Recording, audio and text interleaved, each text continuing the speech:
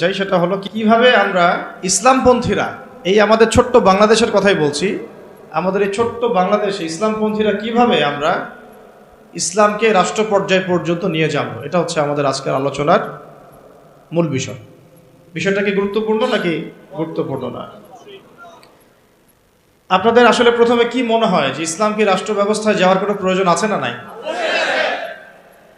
আচ্ছা, রাষ্ট্র ব্যবস্থা ইসলাম গেলে কি উপকার আর না গেলে ক্ষতি কি? একজন ভাই বলেছেন সমাজে শান্তি প্রতিষ্ঠিত হবে, আর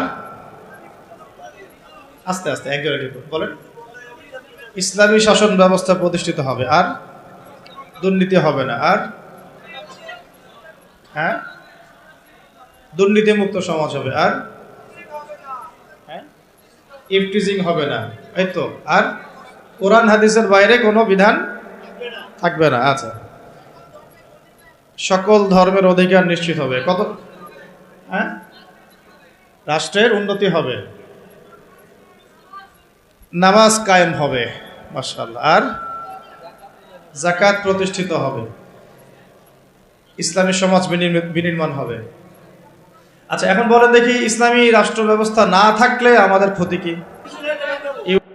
দালালি করতে হবে, আনুগত্য করতে হবে, আর ভারতের দাসত্ব করতে হবে, দুর্নীতি মুক্ত করা যাবে না, পাপাচার বেড়ে যাবে, জুলুম বেড়ে যাবে, আর হ্যাঁ আমাদের ঈমান আমল তারা ধ্বংস করবে, নষ্ট করবে, আর কোরআনের কথা খোলামেলা বলা যাবে না, পথভ্রষ্ট তো হবেই।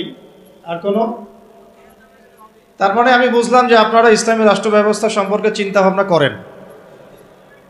করেন তো নাকি? এখন আমাকে একটা উত্তর দেন যে এই যে ফজিলতগুলো আপনি বললেন আর এই যে ক্ষতিগুলো আমরা জানলাম, এগুলো কি বিগত 50 বছরে মানুষ জানে নাই? জানলে পরে কেন এখন পর্যন্ত ইসলাম রাষ্ট্র ব্যবস্থায় যায় নাই? এটা একটা গুরুত্বপূর্ণ প্রশ্ন না? এটা একটা গুরুত্বপূর্ণ প্রশ্ন না? আমরা তো জানি যে আসলে ইসলামী রাষ্ট্র ব্যবস্থা থাকলে এই ফজিলত হবে, আর না থাকলে এই বড় বড় ক্ষতিগুলো হবে। এটা জানার পরেও কেন আজ পর্যন্ত আমরা ওই জায়গায় যেতে পারলাম না কেন? কি মনে হয় আপনাদের? একটা একটা করে কারণ বলেন দেখি, কেন পারলাম না আমরা? একজন একজন করে বলেন, সবাইকে সুযোগ।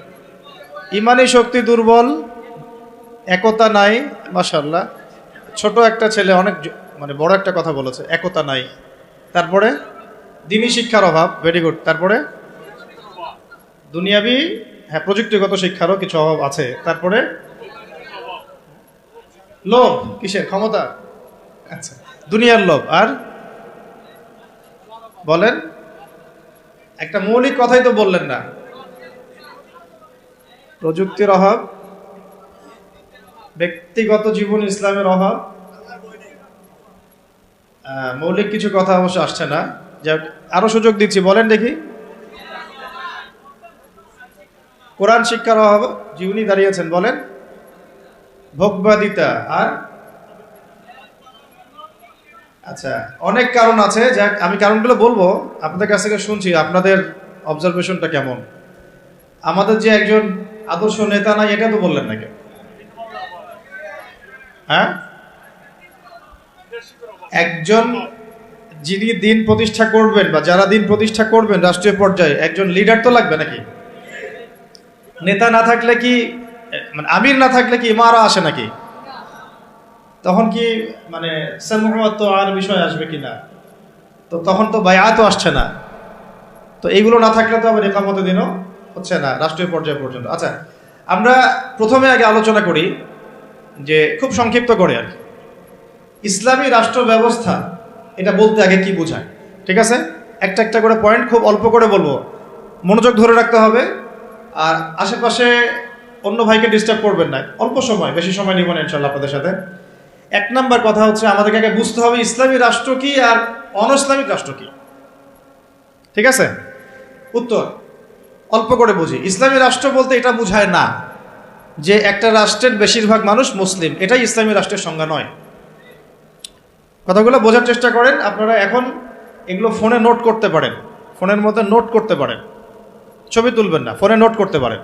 ইসলামী রাষ্ট্র কাকে বলে? যেই রাষ্ট্রের শাসন ব্যবস্থা শুধুমাত্র আল্লাহ এবং তার রাসূলের বিধান অনুযায়ী পরিচালিত হয় তাকে বলা হয় ইসলামী রাষ্ট্র।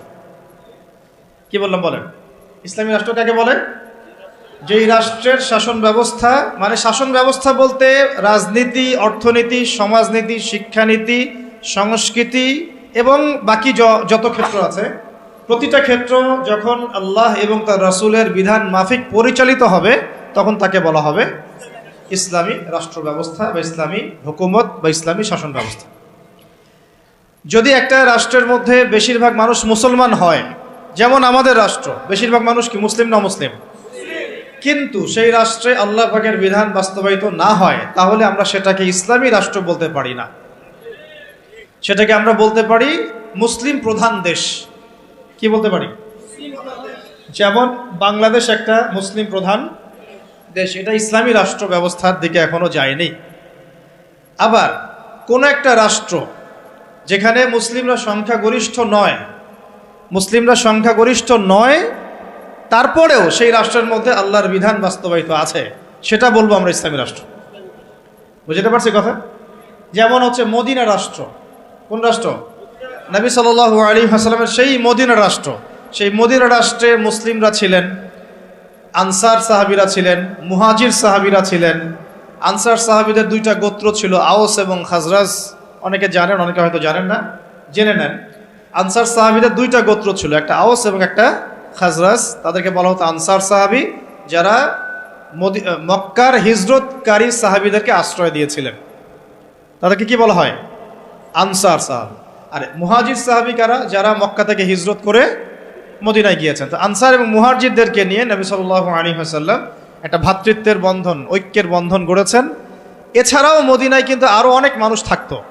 যেমন ইহুদিদের তিনটা গোত্র থাকতো সেখানে, বনু কোরাইজা, বনু কাইনুকা, বনু নাজির। আবার পৌত্তলিকরাও থাকতো সেখানে, কিছু খ্রিস্টানও ছিল, কিছু মূর্তি পূজারীও সেখানে থাকতো, বা আরও কিছু বিধর্মী মানুষও সেখানে থাকতো। মুসলিমরা কিন্তু সংখ্যাগরিষ্ঠ ছিল না। মুসলিমরা সংখ্যাগরিষ্ঠ কিন্তু ছিল না। হবে হয়তো 50-50 পার্সেন্টেজ, হবে তো 50% তাদের, 50% আমাদের, অথবা তাদের 40% আমাদের 60%, অথবা আমাদের 60% ওদের 40%। কিন্তু এমন ছিল না যে আমাদের দেশের মতো 90% মুসলিম, এমন ছিল না মদিনার অবস্থা। এমন ছিল না মদিনার অবস্থা। আমি কি বুঝাতে পারছি ভাই? মদিনার হালতটা কিন্তু আমাদের দেশের মতো এরকম ছিল না যে 90% মুসলিম মদিনায়, বাকি সব অমুসলিম, এমন না। বরং হয়তো 50-50 বা 60-40 বা 40-60। তারপরেও মদিনা রাষ্ট্রে যেহেতু আল্লাহ এবং তার রাসূলের বিধান দ্বারা সেই রাষ্ট্র পরিচালিত হয়েছে, এই জন্য আমরা মদিনা রাষ্ট্রকে বলি একটা প্রথম ইসলামিক রাষ্ট্র। মদিনা রাষ্ট্র কি ইসলামিক রাষ্ট্র ছিল, নাকি গণতান্ত্রিক, সেকুলার বা আমাদের মতো এই মানবরচিত সংবিধানে চলেছে? কোনটা? বুঝে কথা বলেন। মদিনা রাষ্ট্র কি আল্লাহ এবং তার রাসূলের বিধান অনুযায়ী চলেছে? চলে নাই? নাকি গণতন্ত্র দিয়ে চলেছে, ধর্মনিরপেক্ষতা দিয়ে চলেছে, নাকি কমিউনিজম দিয়ে চলেছে, জাতীয়তাবাদ দিয়ে চলেছে, নাকি মানব রচিত সংবিধান দিয়ে চলেছে? কোনটা? এতটুকু তো জ্ঞান আমাদের থাকা উচিত। মদিনা রাষ্ট্র চলেছে আল্লাহ এবং তার রাসূলের বিধান মোতাবেক। যদিও সেখানে আমরা সংখ্যাগরিষ্ঠ নই, তারপরেও বিধান চলেছে কার? আল্লাহ। এই কারণে মদিনা হচ্ছে একটা ইসলামী রাষ্ট্র। কিন্তু পক্ষান্তরে বাংলাদেশের দিকে যদি আমরা তাকাই, এখানে যদিও আমরা 90% মুসলিম, কিন্তু এই দেশটা শাসিত হচ্ছে সেই 70-80-100 বছর থেকে মানব রচিত সংবিধান দিয়ে। এখানে আল্লাহর বিধান বাস্তবায়িত হচ্ছে না, আল্লাহর হুদুদ, আল্লাহর কিসাস, এগুলো বাস্তবায়িত হচ্ছে না, শরিয়া আইন বাস্তবায়িত হচ্ছে না।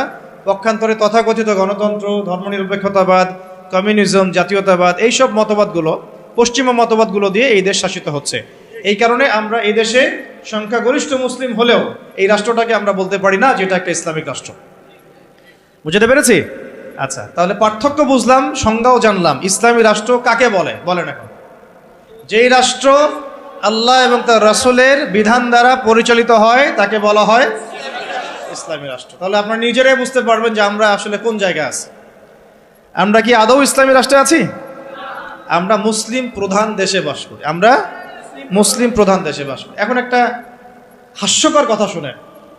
হাস্যকর কথা হচ্ছে, ধরেন যে আমার একটা বাড়ি আছে।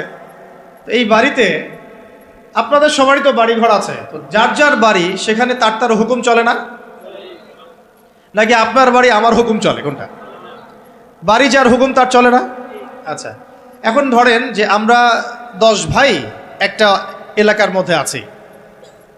এই 10 ভাইয়ের যে মতবাদ বা আদর্শ বা যে মন্তব্য, যেটা মাশওয়ারা, রায়, অন্যদের উপরে সেটা প্রাধান্য পাবে না। আমার বাসায়, আমি আমার বাসায় 10 ভাই নিয়ে আছি ধরেন, আমরা সবাই 10 ভাই, মায়ের পেটের ভাই বা ইমানি ভাই, আর বাকি আছে কিছু অল্প কিছু মানুষ, 2 জন 3 জন 4 জন, এরা কেউ বিধর্মী, কেউ অন্য মতবাদের। তো এইখানে যখন কোনো রায় নিব বা যখন কোনো ফলাফল প্রতিষ্ঠা করব, তখন আমরা কার রায় নিব? ওই 10 ভাইয়ের রায় নিব নাকি ওই 2-4 জনের রায় নিব? স্বাভাবিকভাবে ওই 10 ভাইয়ের রায় প্রাধান্য পাবে, যেহেতু আমি এখানে সংখ্যাগরিষ্ঠ, তাই তো?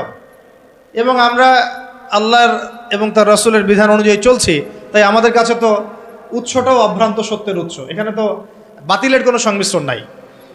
তো এখন বাংলাদেশে 90% মুসলিম থাকার পরেও, 90% মুসলিম থাকার পরেও বাংলাদেশের রাষ্ট্র ব্যবস্থায় কোরআনের বিধান বাস্তবায়িত হয় নাই। বাংলাদেশের রাষ্ট্র ব্যবস্থায় আল্লাহর শরিয়া আইন বাস্তবায়িত হয় নাই। বাংলাদেশের শিক্ষা ব্যবস্থায় ইসলামী শিক্ষাকে বাধ্যতামূলক করা হয় নাই। বাংলাদেশের সংস্কৃতির মধ্যে ইসলামী সংস্কৃতিকে বাধ্যতামূলক করা হয় নাই। বাংলাদেশের অর্থনীতির মধ্যে সুদবিহীন ইসলামী অর্থনীতি বাস্তবায়িত করা হয় নাই। বাংলাদেশের রাজনীতির মধ্যে ইসলামী কোরআন এবং সুন্নাহ ভিত্তিক ইসলামিক যে রাজনীতি, নবী সাল্লাল্লাহু আলাইহি ওয়াসাল্লামের যে রাজনীতি, এটাকে বাধ্যতামূলক করা হয় নাই। ব্যাপারটা হাস্যকর না? আমার ঘর, আমার জমিন, আমার দেশ, আমার মাটি, আমরাই সংখ্যাগরিষ্ঠ, আর আমাদের ধর্মেই এখানে উপেক্ষিত। কি বুঝতে পারছেন না? ঘর আমার, বাড়ি আমার, এলাকা আমার, আমরা মুসলিম, সংখ্যাগরিষ্ঠ আমরা, তারপরেও আমাদের দেশে আল্লাহ এবং তার রাসূলের আইন বাস্তবায়িত হয় নাই। সংবিধানের মধ্যে ইসলাম স্থান পায় নাই। রাষ্ট্রধর্ম ইসলাম হবে কিনা ভোটাভুটি করতে হয়, সংবিধানে বিসমিল্লাহ থাকবে কিনা ভোটাভুটি করতে হয়। সুবহানাল্লাহ, আস্তাগফিরুল্লাহ, লা হাওলা ওয়ালা কুওয়াতা ইল্লা বিল্লাহিল আলিয়্যিল আযীম। তাহলে দেখেন, চিন্তা করেন কত বড় ধোঁকাবাজি, কত বড় প্রতারণা আমাদের সাথে। 90% মুসলিম আমি, তাহলে তো আমার কথা এখানে দাপটের সাথে মানতে হবে নাকি? কথা তো খুব সিম্পল। আমার জায়গা, আমার জমি, আমার দেশ, আমার বাড়ি, আমার জাতি, আমরা মুসলিম, তাও আবার সংখ্যাগরিষ্ঠ, তারপরে আমরা দাসত্ব করতেছি পশ্চিমাদের। তারপরেও রাজনৈতিক ক্ষেত্রে আমরা দাসত্ব করতেছি পশ্চিমা তথাকথিত গণতন্ত্রের, আব্রাহাম লিঙ্কন যে ধর্মের প্রবক্তা আর কি, তারপরে কমিউনিজমের, তারপরে সেকুলারিজমের, ধর্মনিরপেক্ষতাবাদের, জাতীয়তাবাদের, এইসবের দাসত্ব করতেছি আমরা। আমরা আবার অর্থনৈতিক জীবনে এসে সুদের দাসত্ব করতেছি, নাউযুবিল্লাহ। আমরা আবার শিক্ষাক্ষেত্রে এসে সেকুলার শিক্ষা ব্যবস্থার দাসত্ব করতেছি। সমাজ ব্যবস্থায় এসে যত রকম কুফরি, শিরক এবং জাহালাত, এগুলোর দাসত্ব করতেছি। আমরা আবার ব্যক্তি জীবনে এসে দেখা যাচ্ছে, হ্যাঁ, ব্যক্তি জীবনে এসে কেউ কেউ ধর্ম পালন করছি, তাও সেটা মসজিদের ভিতরে, হয়তো নামাজ, রোজা, হজ, যাকাত, তাসবিহ, তাহলিল, জিকির, আজগার, এইটুকু সীমাবদ্ধ। কিন্তু ইসলামকে যখন আমরা বলছি ইসলাম শিক্ষায় থাকবে, সমাজে থাকবে, সংস্কৃতিতে থাকবে, অর্থনীতিতে থাকবে, রাজনীতিতে থাকবে, তখন তারা আমাদেরকে আবার বলছে আমরাই জঙ্গি, সন্ত্রাসী, মৌলবাদী। কত বড় প্রতারণা আমাদের সাথে করা হচ্ছে বা হয়েছে, এটা কি বুঝতে পারছেন কিনা? সবাই বুঝবেন এই কথাগুলো, আমি জানি। যাদের বোঝার তারা বুঝেন, তারা বুঝলেই হবে আর কি। কারণ বাংলাদেশে ইসলামী শাসন ব্যবস্থা গরু ছাগল দিয়ে হবে না। বুঝাতে পারছে কিনা? এটা মানে খুব উঁচু লেভেলের একটা ইবাদত। এই কারণে দেখা যাবে এটা প্রতিষ্ঠিত করার জন্য খুব বুদ্ধিদীপ্ত প্রজন্ম লাগবে আর কি। হ্যাঁ, বুদ্ধিদীপ্ত একটা তরুণ প্রজন্ম লাগবে, এবং ওলামায়ে কেরামের সোহবত, দুটো একসাথে যখন হবে ইনশাল্লাহ হয়ে যাবে। চল।